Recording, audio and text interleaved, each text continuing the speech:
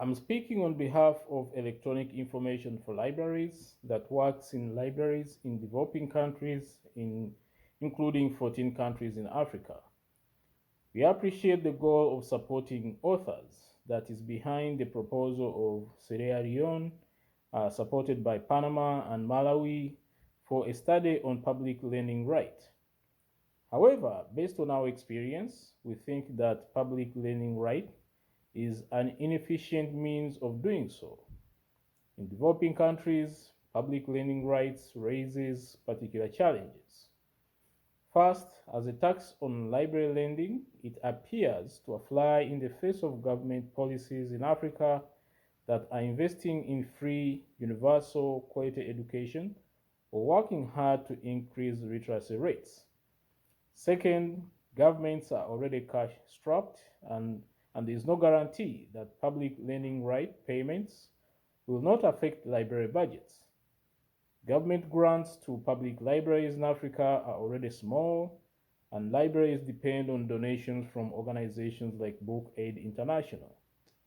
Any additional cost for library services will inevitably eat into those government support.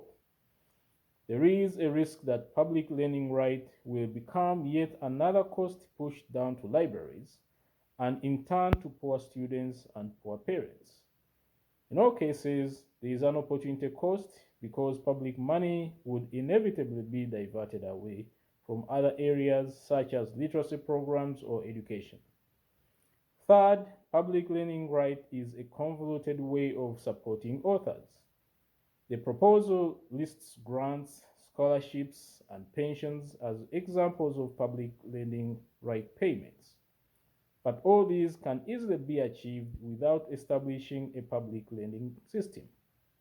In contrast, direct payments to authors would be more targeted, more transparent, and better value for money because they would cut out the middleman, the collective management organization that would take not an insignificant cut of the proceedings. So rather than creating a new mechanism for supporting local culture, governments should strengthen the existing mechanism, that is, libraries, which promote literacy and the diffusion of culture. As a first step, it could allocate a budget for public libraries to purchase works by local authors.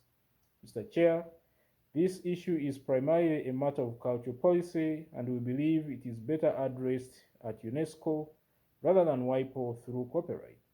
In fact, WIPO previously rejected public lending rights specifically because of its negative impact on libraries, literacy, and development. Thank you, Mr. Chair.